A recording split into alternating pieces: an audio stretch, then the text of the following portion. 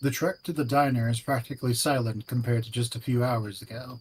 Or shooting.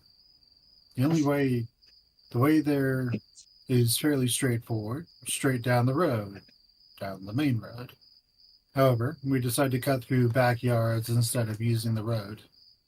Leo tells us the best way to not be seen, if there are people around. TJ keeps close to me, wanting me to keep my arm around his shoulder as we move. His eyes either squeezed shut or staring straight ahead. Again, the diner was across the street. Why do they have to do this? It's just Yeah, so dumb. and plus there's like blood everywhere because they still haven't patched up Chase's arm. Even though they took a nice long break in a hotel room. Yeah, Yeah, Chase could have actually taken a bath right after TJ. it's like we're moving through a haunted house, and he's too terrified to look in either direction. It does get too difficult to keep him that close, though. Especially as we start having to move through bushes, and hop fences. I have to hold his hand instead. In any other situation, I'm sure TJ would have been running for the hills in embarrassment, but he just clings to me like he's never going to let go. We all move in silence through the brush. The quiet is actually almost as unnerving as the shouts and gunshots were. As we move under a few stray trees, I try to keep the memory of seeing the corpse strung up out of my head. There's no way a demon or whatever they said it was did that. It was It the was one of worst the demon town of all. crazies. Man. The greatest monster of all. It's one of those. It was one of the town crazies. Killed and then mutilated that person to convince us of their delusion. There's 4 of us now. 2 of us have guns. We're gonna be fine. We get to after only about 5 minutes. Though most of it is spent floundering through the brush and old broken fences. Because of the meandering, we actually miss it and have to backtrack. Cautiously, we make our way around the diner, to the parking lot, and immediately spot the lone van. When we finally do get there, Leo jogs up to his van and shoves his hand into his pocket. But then he freezes and stares down. Fuck. Me and TJ arrive next to Leo, and TJ finally lets go of my hand. What is it? Because, my eyes don't work, TJ I, blinded me with his cuteness. I ask, but I see the problem at the same time that I ask, but I see the problem at the same time that I do. I guess so. Well, Chase does have multiple personalities. The 2 tires that I can see are brutally slashed and completely flat. I bet the other 2 are in the same way. Well, I mean, that's great, because you can still drive on, wheels. You won't have any traction, but you can still technically do it. Yeah. What? Who did that? Leo puts his Big hand... meaty pimps. Leo puts his hands up to his face, rubbing his eyes vigorously with his palms. What? Who did that? He's a big meanie poo-poo head. TJ reaches out and grasps my hand again. Kudzu moves over to the other side of the van to inspect it. Brian. Leo growls out the name. How do you know? I mean, there's so many other people chasing us and wanting me dead. It's a long list. Leo doesn't say anything, sitting down on his haunches as he stares at the completely destroyed wheel. Who's that? TJ, definitely want to get to know this Brian fellow. TJ asks quietly from beside me, studying his expression. I wonder if I should tell him.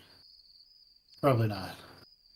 Well, you see, And TJ, if you mix cocaine and an ursadi, and then have that go completely on meth with a little acid thrown in there, you get a Brian. Mhm. Oh, and then all the blood of his victims. You just mix those all together in a big pot, Oh yeah. Him which he scared. also sells. Him scared. Him scared of seeing things is bad enough.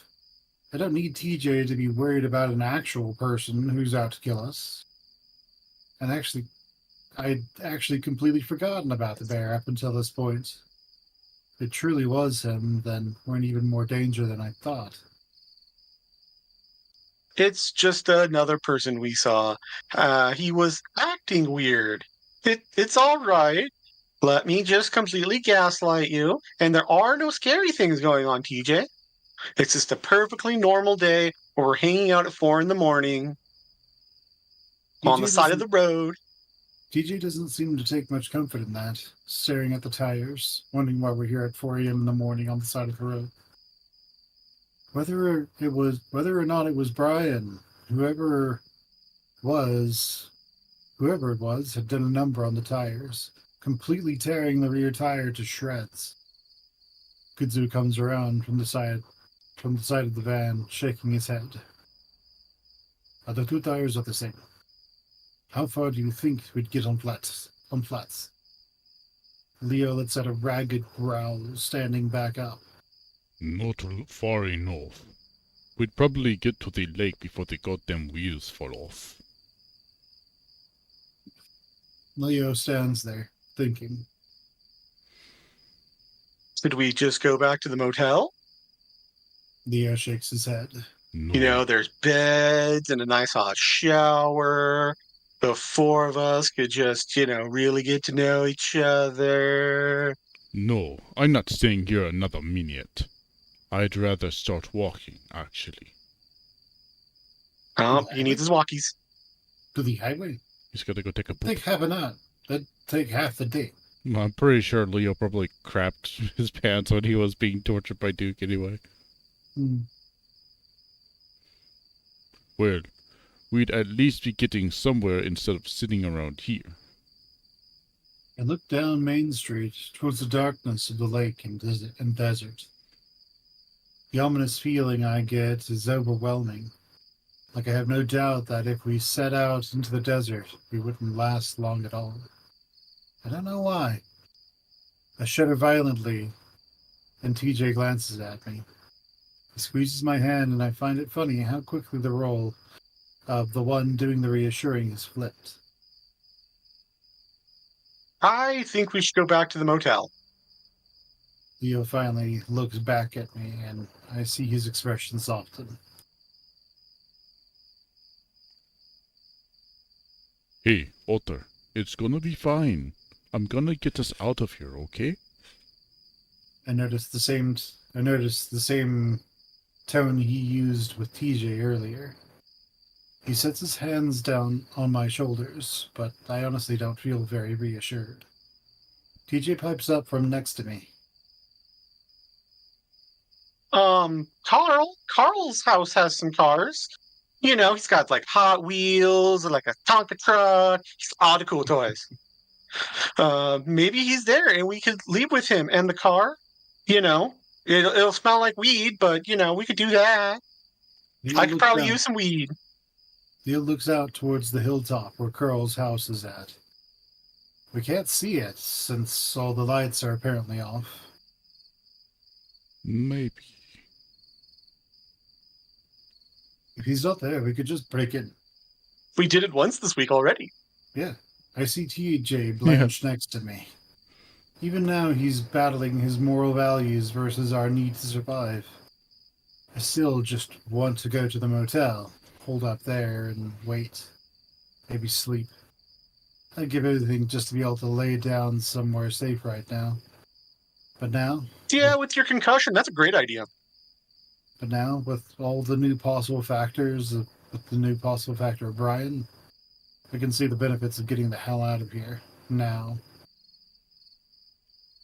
All right. Leo sets his jaw, narrowing his eyes. Let's go. Remember to stay close.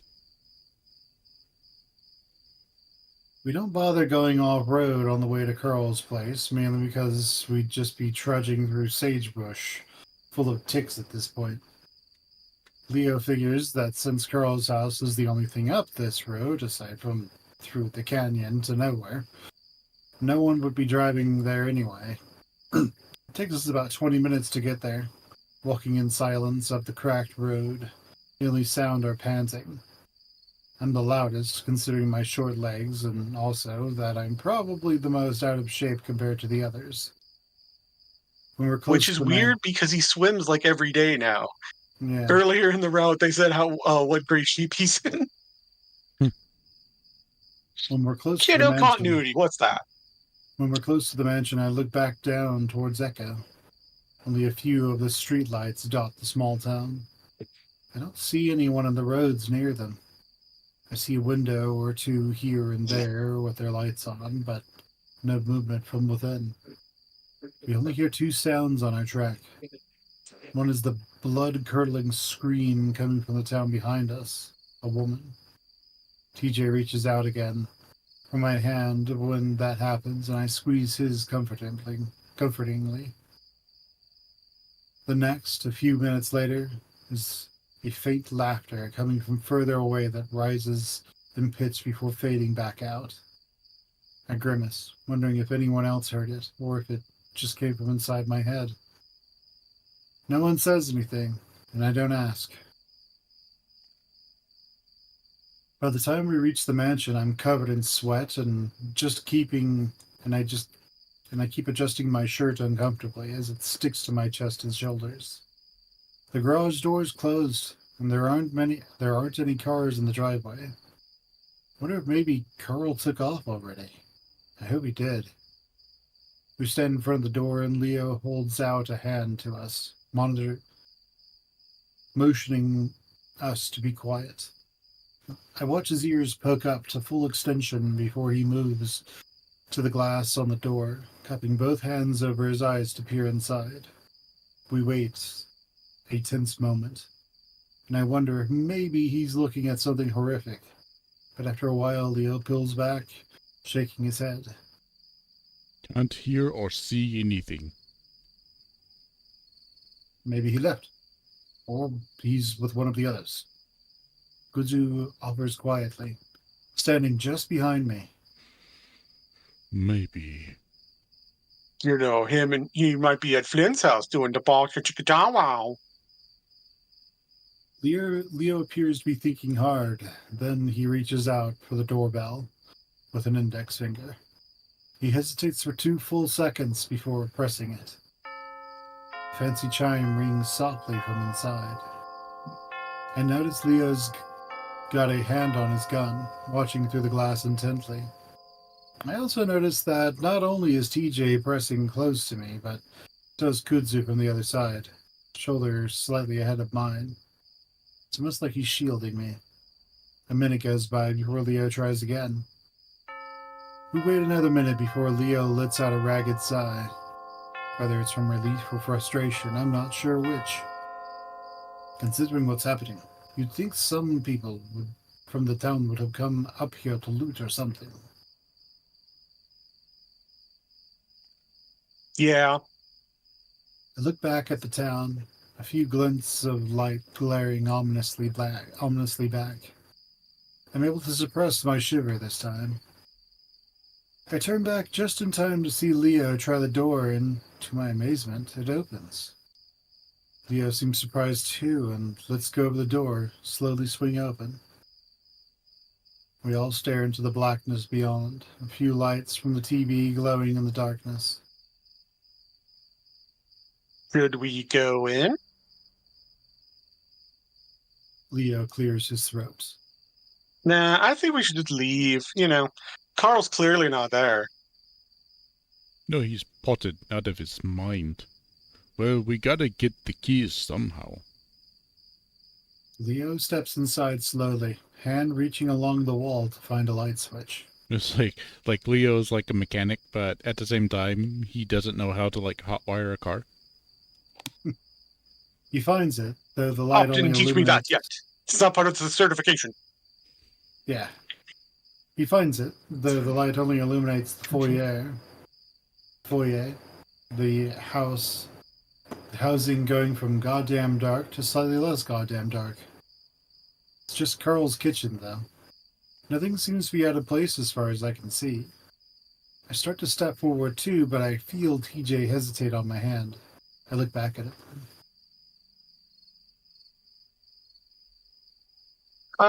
Yeah, I'm good. I'm just a scaredy cat. Ba-boom. It's He's probably starting. safer inside anyway, right? I mean, Brian can only like burst through like 3 walls. So this having a fourth wall will keep us safe. He's staring into Carl's house, his eyes wide.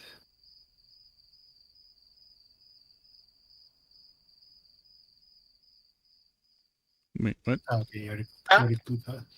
TJ good. swallows and finally steps in with me, Kudzu following close behind. The mansion is pleasantly cool against my sweaty fur. There's something strangely comforting about something as simple as the AC still running. A sense of normalcy. Leo stands Yeah, there. the ghost can't get to the AC. Leo AC stands is there. just immune to ghost powers. That's a well-known fact. Oh, yeah. Looking Absolutely. around intently before moving to the cupboards. He starts opening drawers, searching the counter, looking for keys. I leave TJ to huddle on the couch before moving to the kitchen myself. Hey, can we look for Carl too? Because he is my best friend, even though I have not talked to him in 4 days. Actually, longer because we didn't see him at the party. Leo pushes closed a drawer full of silverware. Yeah, give me a sec. I Because car sigh. keys often go next to the spoons. Oh, yeah. Is that not where you guys keep your car keys? You don't keep Uh, yours next I to your actually keep it cutlery? in the silverware drawer. Like, sometimes I eat with my keys. Yeah, me too. Well, it just helps you to remind you to get them washed. That's right. I usually wash them while I'm eating. I wash them with my spit. It'll be fine. It'll be faster if I look for him while you're looking for the keys with your Leo, wolf powers. Can you smell the keys? Come on, boy. Come on, boy. Smell the Find it. keys. Sniff out Carl. Leo shakes his head. Gotta stick together. I suppress another sigh and move back to the living room. Somehow, TJ's already managed to fall into a doze, curled up in a small ball on the couch. It's probably exhausted, poor kitty. How are you doing? I look over at Kudzu, who's got his arms folded, watching me closely. I'm doing okay. Just kind of tense. We're stumbling our way through a giant dark house that has ghosts in it, but I'm okay. Kudzu gives one of his rare smiles at that. No kidding?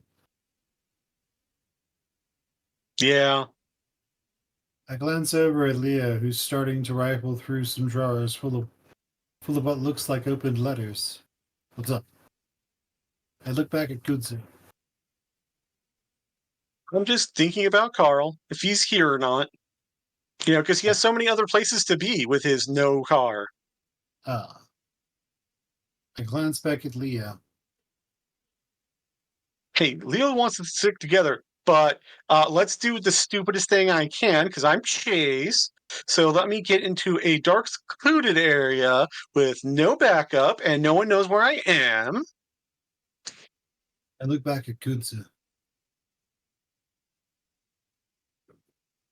You want to help me find Carl? Maybe you could sweep the upstairs and have a look in the basement.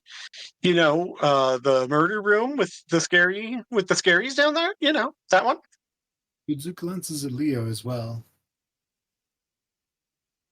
It'll make things go a bit faster. Yeah, I think it'll be fine. I really don't think anyone's in this house. Kudzu nods towards the window facing the town. From what I've seen, people are mostly wrapped up in their own issues. Yeah, I don't think anyone's interested in looting here, other than the other routes where they try to break into the house and steal all their stuff. But not this route, I guess. Well, all right. I'll take a quick look upstairs. I smile. Cool, I'll take a quick look downstairs. Oh, and keep a lookout for keys, too. And with that, we both move to the staircase. I give Leo one last glance to make sure he's not watching before we both head into our respective upward and downward directions. I flip on the light switch to head into the basement, and it's only when I stare into the black hole that I'm heading towards that I get the first inkling of fear. I shake my head, remembering what Kudzu said. If anyone's here, it's definitely only Carl, and that would be a good thing. If we can find him, we can bring him with us, and we'll be on our way out of this hellhole. I tell myself this as I bounce quickly down the stairs, wanting to get this over with as soon as possible. And then he Now in falls. the basement. Now in the basement. I glance around quickly into the several doors down here. A storage room, a weight room, a video game looking room. I start to realize that if Carl is here, most likely upstairs, and I'm really just giving the basement a cursory check. Start to rush though. Not wanting to take too long in case Leo notices, if he hasn't already. I reach the end of the long basement hallway and I'm looking left into a smaller room. There's a tiny white wooden door that I assume leads to a crawl space. I stare at it for a moment, not even thinking to bother with it until I see little white hoof prints. There are several like them, like someone came and went a dozen times into and out of the crawl space. I look behind myself, feeling a chill run up my spine, like someone's watching me. Looking back to the prints, I notice that the little door is just slightly open. Could Carl be in there? I remember what he'd been doing down here when we couldn't find him during the birthday party. That moment I catch a glimpse of something poking out from the door. It's skinny and hairy, very long, maybe 6 inches in length. I stare at it, wondering if it's Halloween decoration that's stored under there. Choice! Leah's voice booming down the stairs makes me jump a foot into the air. I don't have time to stare at the black thing any longer, and instead stumble down the hall towards the sound of Leah's voice. The icy glare directed at me as I move up the stairs actually makes me cower a little bit. I'm not used to having his monolithic anger directed at me. I told you to stick together. His That voice, is why I'm eating the glue. his voice rumbles out at me. Sorry, I found something. I think it's a dildo. It's 6 inches long. Well, Kudzu did too. Carl's upstairs. What? Thoughts of the hoof prints disappear from my mind immediately. He told me you were down here. Come on. More gently now, he grasps my hand. He grasps my hand, pulls me the rest of the way up the stairs. Expecting us to turn to Carl's room, but instead we go further towards the end of the hall. I think this is where Carl's parents' bedroom is. Carl's lying on the bed, looking over at TJ, who's in the middle of talking to him from the side. Glances our way when we enter the room. Leo? Oh, Wait, who was doing Carl? Was it me? I am. Oh, okay. Go for it. Leo, jeez. He squints at us, like he's having trouble focusing. I smile and sigh with relief. Carl. I move to the side of the bed next to TJ, and that's when I see the ram is covered in a white-looking chalk substance. It reminds me of the prints downstairs. It's all over his horns and A bit of what looks like drywall is covering the pillow around his head. What happened? Are you okay? Were you just taking a nap? Because sleeping is a strange thing to do at 4 in the morning. Who would do that? Who the hell would be sleeping at this time of the day, you freak? Yeah, I know, right? What are you Idiot. doing? Work a night shift or something? Easy. Leo says to me, so I shut my mouth. TJ reaches out and grabs up one of Carl's big hands. The ram has just stares at the ceiling now, looking just as confused as we are. I look up at Gudzu, who's standing a little off to the side like he did when we were trying to talk to TJ. What happened? I mumble at the raccoon, and Gudzu moves a little closer. I don't know. I just came in and thought he was taking a nap or something. I glance back at Carl, watching as TJ starts to gently pat his forehead. But he wasn't. Gudzu shrugs.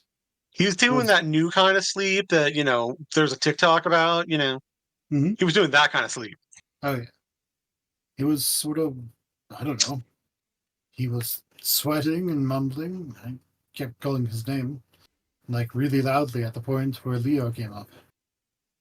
Carl starts to breathe heavily as he covers his face. I think he's crying, so I step back a bit with Kudzu, not wanting to crowd him as TJ leans over and hugs him. It wasn't until Leo touched him that he woke up. Really, really suddenly. Huh? I'm Chase. I'm supposed to have the magic touch. How dare Leo steal my thing? No, I'm fine. I just got really super high and slept through the entire insanity. Like Tuesday. Carl lets out a weird, shaky laugh as he sits up, wiping his eyes. I was just having this really fucked up dream where, like, I was my ancestor and the house turned into the 1860s version. Felt like I was up for hours, man. Walking in circles. I ate drywall with my dog friend Raven. It was delicious.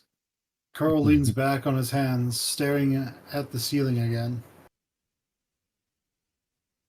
I had a dream that the town went fucking insane. And then I ran back here and just sort of went downstairs and I was gone. Because that's when the edible really kicked in. Gone? Where? Carl shakes his Disneyland. head. I don't know, a hotel or something? A few hallways that just went in circles. I couldn't get out or wake up. Because my house is so big, I just get so high in it and I get lost. Carl looks back at us. Even now, I don't know if I'm dreaming, but at least there's people around. Jeez, want to get high? Carl shakes his head, a cloud of dust coming out from his fur. What are you guys doing here anyway? Other than, wanting to have a party? Party time? Actually, the town did go a bit, strange. What? Really? And you guys didn't invite me? The socially awkward one that never would want to go anyway? Leo seems to hesitate, clearly not wanting to rile Carl up more than he already is. Yeah, but we're trying to leave. Actually, that's why we're here. We need a car. So what I saw in the town, however long ago that was, that really happened? Dude, my dreams are becoming reality, man. Maybe all reality's just a dream. Maybe it is. What are you, a nihilist? A high nihilist? The nihilist No, in me dude, but is like people were running around and shooting stuff. It was like a video game. And then there were beasts, so I had to grab my saw cleaver and just start hacking them down. GTA. Leo doesn't say anything to that. Why do you need my car? What about your van? I mean, clearly I'm going to be stingy about cars right now for no reason. Someone stopped my car. It broke down. Carl narrows his eyes. How? You're an auto mechanic. Can't you fix your own car? I can't fix a stab wound. See, without my weed, I become very skeptical and inquisitive. Listen, we'll tell you everything on the way. We just need to get out of here now. EJ picks up some of the bits of white chalk coming from Carl's head fur. Blood's all over you. It looks like it used to be wet, but now it's all like crusted up. Was Flynn over? Carl runs a hand over his head, bringing it away to find it covered in white dust. I ran into the wall. More like ran through the wall. Man, being high is so much fun. You guys want to get high? Oh. Carl suddenly points at my arm. Dude, what happened? Because you're still bleeding from like 3 hours ago. Yeah, there's just blood everywhere. Just gooping up on He's the just floor. somehow getting more blood. Don't worry about it. Glum. Yeah, it turns out he's a hemophiliac, so just never gonna stop bleeding. Huh? Oh? I lift up my arm and remember the cut that I got from the broken window. The fur is heavily matted down with blood, and the jagged cut is still oozing a little bit. Long story. We'll explain, like Leo said. You know, I was Then- doing some breaking and entering, got into a gunfight. Apparently bears are bulletproof now. It's just, an FYI for you, Carl. The ram stares Oh, I at the got hit cut. by a car. Duke is Ram- apparently a flexible weasel. The ram stares at the cut, so I lower my arm. It seems to finally be setting in for Carl that things are not right. I've also realized that none of us are immune to the new hysteria setting into the town. Is this what it was like for all those people living in the town over 100 years ago? I managed to think humorously to myself that I actually did do what I set out to do when I started the project. It's pretty clear that it's all happening all over again. So, you got your keys? We need to get the hell out of here and get this town some help. Yeah, I got him in my room. The logical place that you probably should have started looking instead of the Civil War tour, but what do I know? I'm only high. Mm-hmm.